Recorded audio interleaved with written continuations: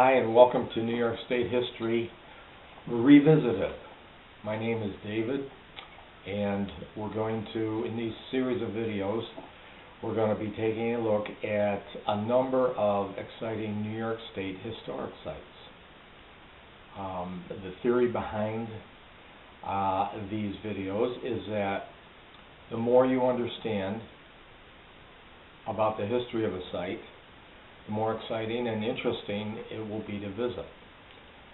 So we will start each video with a brief rundown of the history of the site, the background of the framework in which this historic event occurred at this historic site, and then we'll take you on a step-by-step visit of the site, and we'll look at it all together.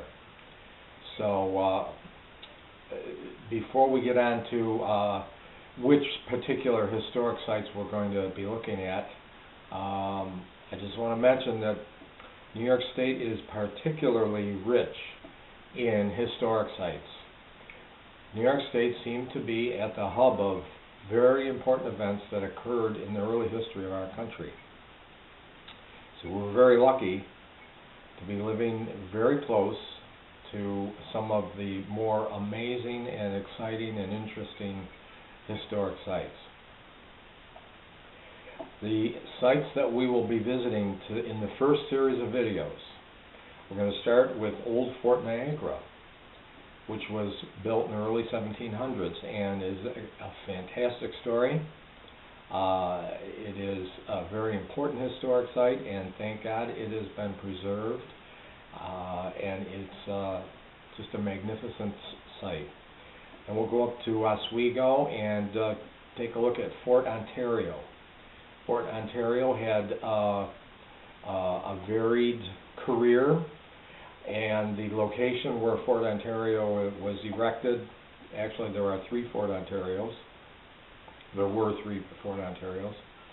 That location is very important in the last 3,000-year history of New York State, or at least the area that we now call New York State.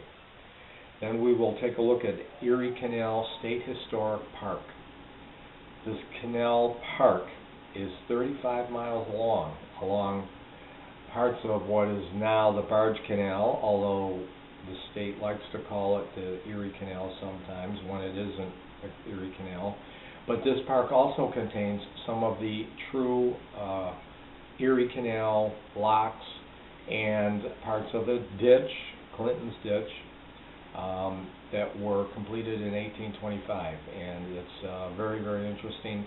Most people have heard of the Erie Canal, and obviously an incredibly important structure in the early history of New York State. Then we will move on to Fort Stanwix, a very important fort built during the French and Indian War, and also very relevant, extremely relevant, in the Revolutionary War. That's located actually in the city limits of Rome, New York. From there we will head out to Oriskany Battlefield a state historic site.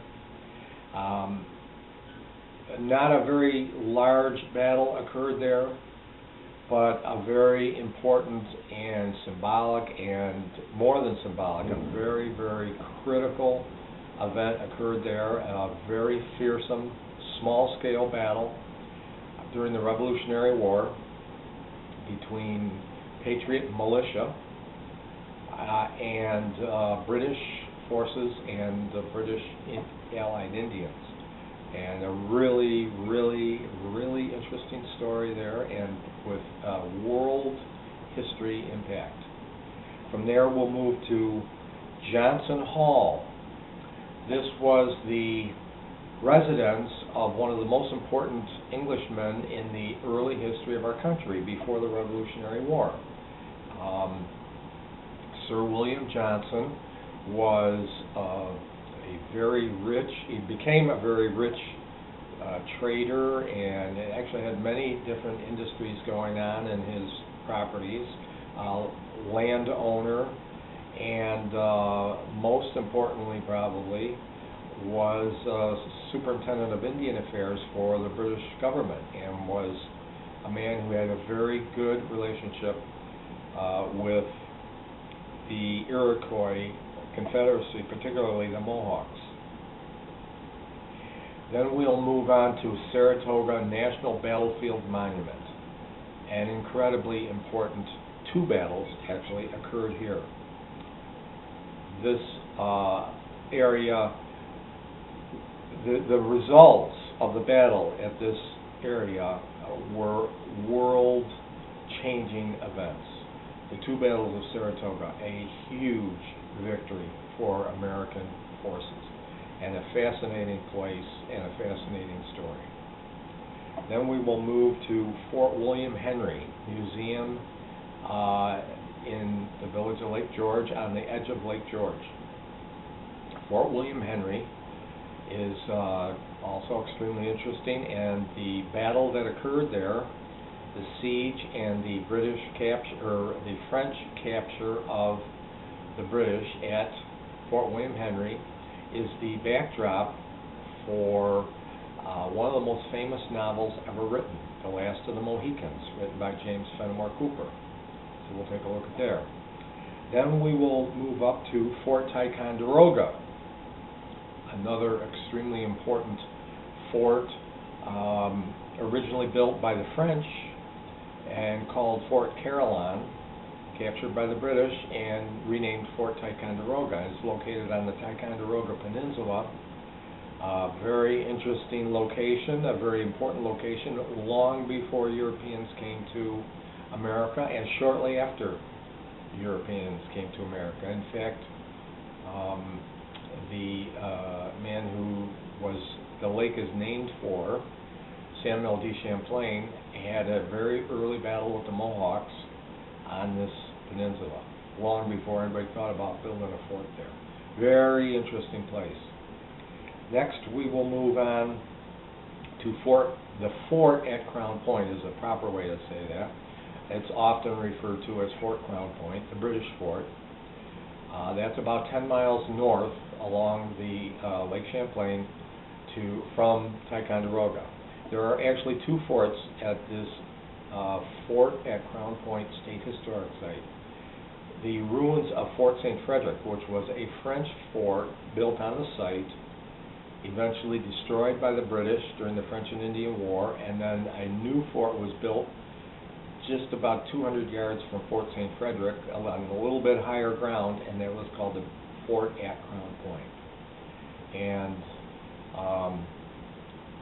as we do each of these videos, we will start the video with giving you a little background history, and then we'll take you on an actual tour of these sites.